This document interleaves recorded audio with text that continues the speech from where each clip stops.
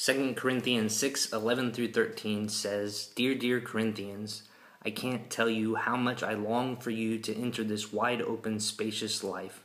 We didn't fence you in. The smallness you feel comes from within you. Your lives aren't small, but you're living them in a small way. I'm speaking as plainly as I can and with great affection. Open up your lives. Live openly and expansively. I believe that there is more to your life than you realize is readily available. I believe there is more to church than the crap that some of us have been given. I believe there is more to the people around us than we allow ourselves to see. I believe we're only living in a limited space of what our families, our work, our relationships, our churches, our purpose, our lives can be. I believe many of us are pissed off at a God that doesn't exist, a God that is highly advertised in the media and brutally slandered by Christians, while the God in Jesus Christ and the Holy Spirit is someone that we haven't even met yet. See, a week from today, we're going to be starting a new church, something new. And judging from the encouragement that I've received within the last few months, I'm not the only one who is excited about this. And I'm not the only one who is dying for something new. This church is your church, whoever you are. This is the Table of Grace Church. Since this church is going to be starting online and it will be available for everyone, not just those who can make our gatherings in the Dallas-Fort Worth area, I hope this will instill in us a new perception of church. I hope we will learn how church is more about our everyday lives, not just our gatherings or worship services. That this church is a community founded upon the need to create a better world for tomorrow. Our goal is to empower each other to be our true self, who God created us to be in our everyday lives, which we will begin discussing next week.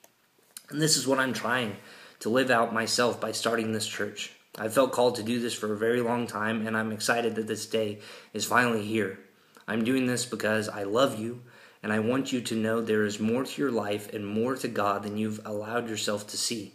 And trust me, I know why you've been closed off, because of the hypocrites and jaded pastors and confusing, hateful messages.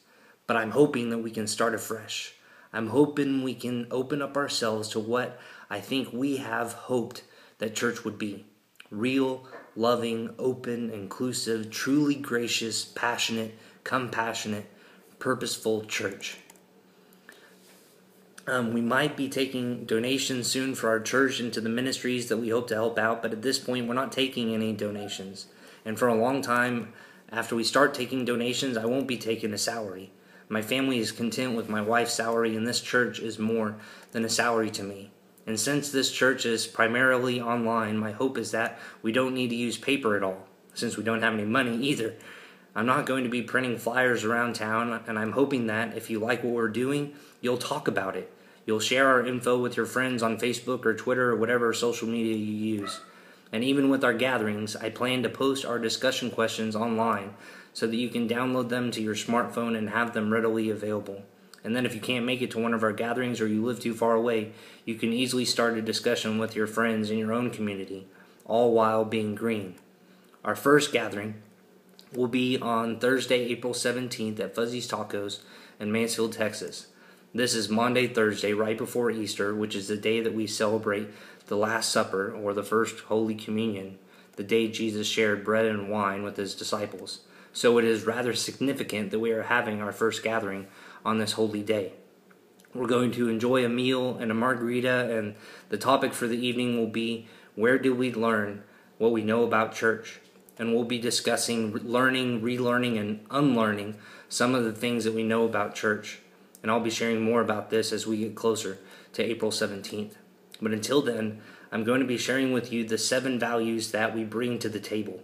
I've posted these on our Facebook page and on our Tumblr, and they are that there is a place at the table for you, that this is a place for friends, this is a place where grace comes first, this is a place for questions, this is a place for listening and learning, this is a place for healing, and this is a place for creating. And I won't go into detail on this video because this is what we'll be doing the next several weeks, starting on Ash Wednesday next week. We'll be discussing these 7 values that I find highly essential as we begin this new church. So until next week, get excited. Open up your lives. I believe God is doing something so incredible here that we can't even begin to fathom what it is yet. And if you're excited, please be sure to share this with your friends on any and every social media device you use. And please like us on Facebook and follow us on Twitter and Tumblr. And most of all, know this.